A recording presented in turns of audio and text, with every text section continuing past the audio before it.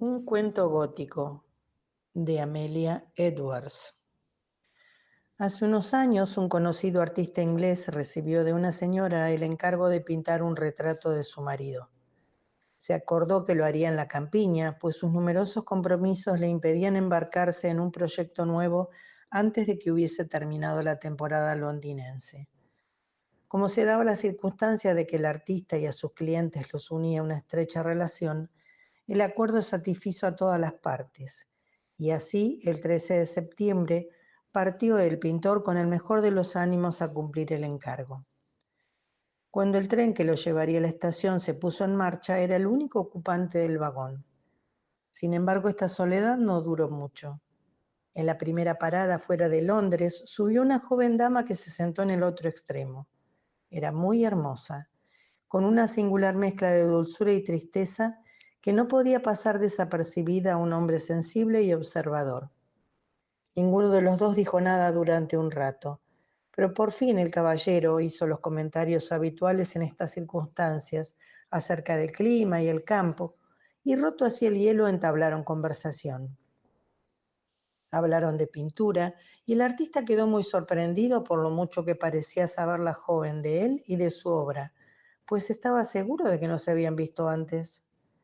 Pero aún así se sorprendió más cuando ella le preguntó de pronto si sería capaz de hacer de memoria el retrato de una persona a la que solo hubiera visto una vez, dos a lo sumo. Dudaba él qué respuesta dar cuando ella añadió: ¿cree, por ejemplo, que podría pintarme de memoria? Él contestó que no estaba del todo seguro, pero que tal vez sí. Bien, míreme otra vez, pues seguro que tendrá que retratarme. Él atendió la extraña petición y ella preguntó con cierta impaciencia: ¿y bien, cree ahora que podría hacerlo? Sí, creo que sí, pero no puedo garantizárselo.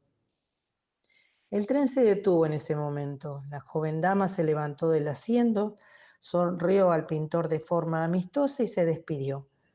Antes de salir del vagón añadió: volveremos a vernos pronto.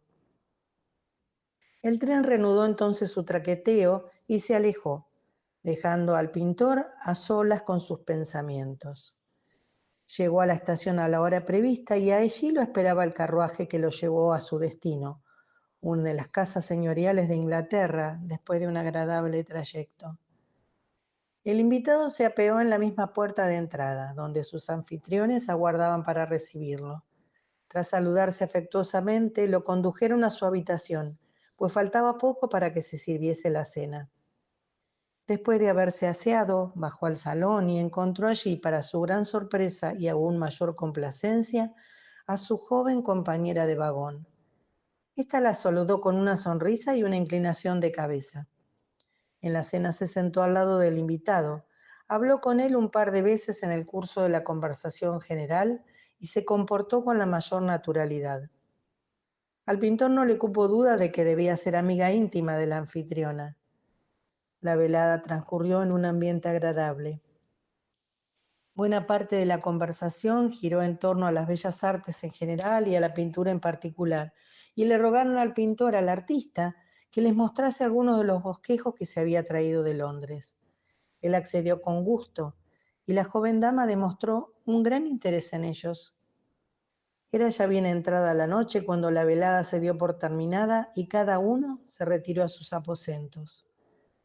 Al día siguiente, a primera hora, el espléndido sol matinal tentó al artista a salir a pasear por el parque.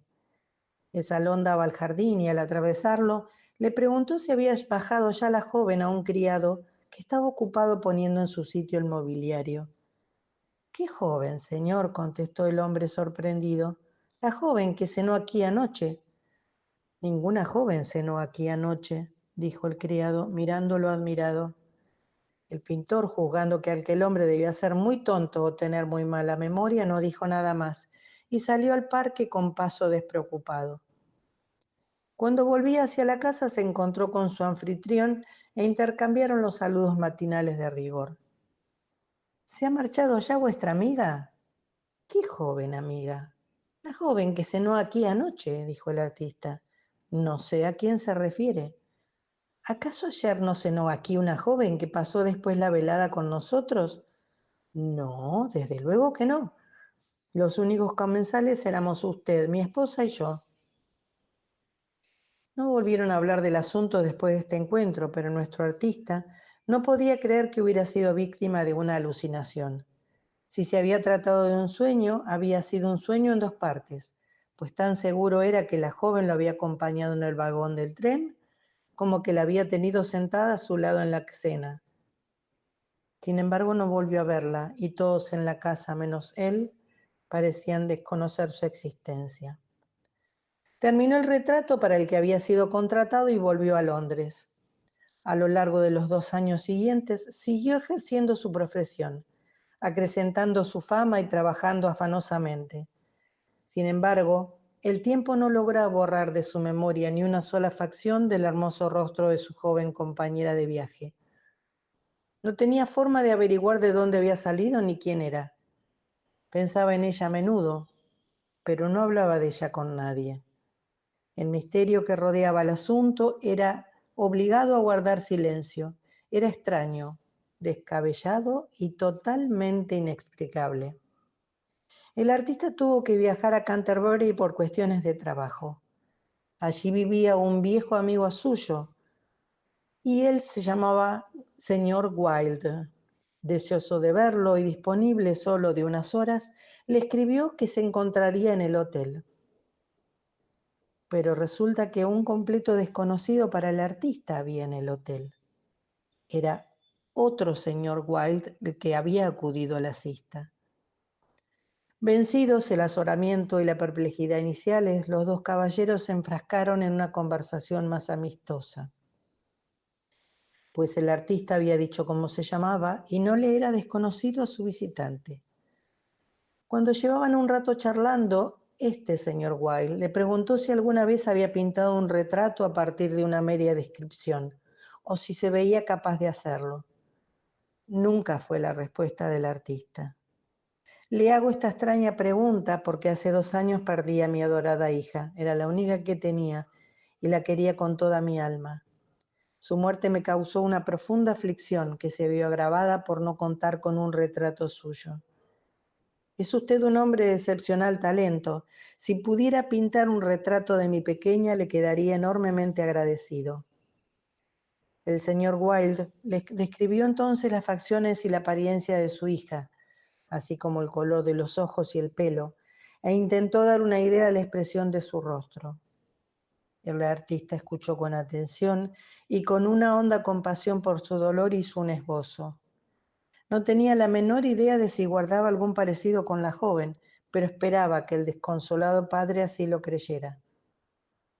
Sin embargo, el padre negó con la cabeza al ver el esbozo y dijo: no, no se parece en nada. El artista lo intentó de nuevo sin mejor suerte. Los rasgos estaban bastante conseguidos, pero la expresión no era la suya. Así pues, el padre se dio la vuelta agradeciéndole al artista su amable esfuerzo, pero ya sin esperanza alguna. De pronto al pintor se le ocurrió algo. Cogió otra hoja de papel, hizo un rápido y enérgico esbozo y se lo pasó a su acompañante.